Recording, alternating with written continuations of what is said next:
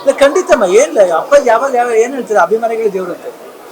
Why they see ಅಂದರೆ ಅವ್ರು ನೋಡಿ ಅಪ್ರಿಷಿಯೇಟ್ ಮಾಡಬೇಕು. ಯಾಕಂದರೆ ನಾವು ಮಾಡಿದ್ರೆ ಜನಗಳಿಗೋಸ್ಕರ ಅವ್ರಿಗೆ ತಲುಪ್ತಾ ಓಕೆ.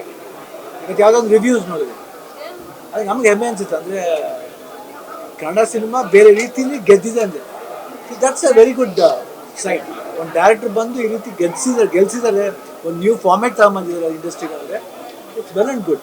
ಯಾರು ಯೋಚನೆ ಮಾಡಲ್ಲ, ಬರೀ ನಾವು ಕಮರ್ಷಿಯಲಾಗಿ ದುಡ್ಡು ಮಾಡಿಬಿಡ್ಬೋದು, ಒಂದು 5 ಫೈಟ್ ಇಡ್ಬೋದು, ಒಂದು 3-4 ಡ್ಯೂಯೆಟ್ ಇಡ್ಬೋದು, ಫಾರಿನ್ಗೆ ಹೋಗಿ ಒಂದು ಫಾರಿನ್ ಸಾಂಗ್ ಮಾಡಿಬಿಡ್ಬೋದು, ಇಲ್ಲ ಒಂದು ಐಟಮ್ ಸಾಂಗ್ ಮಾಡಿ ಅದೆಲ್ಲ ಹೊರತುಪಡಿಸಿ ಹಾಡುಗಳು ನೋಡಿ.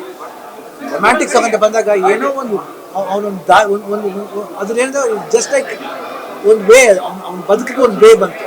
ಆ ಹುಡುಗಿ ಬಂತು ಮಾತಾಡ್ತು, ಅಲ್ಲಿಂದ ಒಂದು ಆ ವಾಕಿಂದ ಶುರು ಆಗುತ್ತೆ. ಯಾವಷ್ಟು ವಾಕಿಂಗ್ ಯಾಕೆ ವಾಕ್ ಅಂತ ಹೇಳ್ತಾರೆ ಅಂದರೆ, ನಾವು walking makes our life enlighten. ನಾವು ಎಷ್ಟು ನಡೀತೀವೋ ಆ ಪಾತ್ ಬಂದ್ಬಿಟ್ಟು ನಮ್ಗೆ ಎನ್ಲೈಟ್ ಮಾಡುತ್ತೆ. ಅದೊಂದ್ಸತಿ ಏನಾಗುತ್ತೆ, ಅದು ರಿವರ್ಸ್ ಆಗುತ್ತೆ. ಬಂದು ಕೇಳಿದಾಗ ಲಾಸ್ಟ್ ಏನೋ ಅಗ್ರಿ ಮಾಡಿದಾಗ let's wait for the destiny. That's another point. Niveda madam select ಮಾಡಿದ್ವಿ, ಅವ್ರು ಮಾಡೋರು ಮಾಡಬೇಕಲ್ಲ.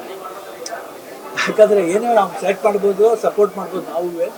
ಬಟ್ ಅಪಾರ್ಟ್ ಫ್ರಮ್ ದಟ್, ಯಾಕಂದರೆ ಮೊದಲಿಂದ ನನಗೆ ಇಂಡಸ್ಟ್ರಿ, ನಾನು ಬೇರೆ ವೆಬ್ ಸೀರೀಸ್ ನೋಡ್ಬೇಕಂತ ಅಂದಿದ್ದೆ ನಿವಿಂದನೇ ನಾನು ಸ್ಟಾರ್ಟ್ ಮಾಡಿದ್ದೆ.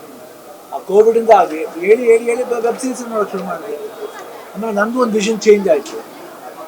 ಈಗ ನಾನು ಏನು ಫಸ್ಟ್ ಹೇಳಿದ ತಕ್ಷಣ ನನಗೆ ಕನ್ಫ್ಯೂಸ್ ಬಿಡಲ್ಲ, ಬೇರೆ ರೀತಿ ಮಾಡ್ಬೋದು ಅಂತ. ನನಗೂ ತಿದ್ದೋರು ಬೇಕು. ಹೇಳ್ಬೋದು ಏನಪ್ಪ ಶಿವಣ್ಣ ಹಿಂಗೆ ಹೇಳ್ತಾರೆ ಅಂತ. ಇಲ್ಲ, ವಾಟ್ ನಾವು ಒಂದು ಪಾಯಿಂಟಿಂದ ಹೋಗ್ತಾ ಇರ್ತೀವಿ, ಅದರಿಂದ ಆಚೆ ಬರ್ಬೋದು. ಅಂದರೆ ಅವಾಗಲೇ ಆ ಕಾಲದಲ್ಲಿ ಥಿಂಕ್ ಮಾಡಿದ್ದಾರೆ ನೋಡಿ. ಅವರು ಉದಯಶಂಕರ್ಲ ಯಾಕೆ ನಾವು ಉದಯಶಂಕರ್ ಮಿಸ್ ಮಾಡ್ಕೊತಿದ್ದೀವಿ ಅಂದರೆ, ಅವರು ಆಗಲೇ ಮುಂದಿನ ಭವಿಷ್ಯನ ಸೀಡ್ ಮಾಡಿ ಹೊಂಟೋದ್ರು. ಅದಕ್ಕೆ ಅಪ್ಪಾಜಿ, ವಿಷ್ಣುವರ್ಧನ್ ಅವ್ರಿಗೆಲ್ಲ ಯಾತಿಗೆ ನಾವು ಸಿನಿಮಾಗಳನ್ನ ರೆಫರೆನ್ಸ್ ತಗೋತೀವಿ ಅಂದರೆ, ಅವ್ರು ಮಾಡೋಂಥ ಒಂದೊಂದು ಪಾತ್ರ, ಒಂದೊಂದು ಇದೆಯಲ್ಲ, that will always help the upcoming peoples. ಅದು ಒಂದು ಇನ್ಸ್ಪಿರೇಷನ್ ಅದು.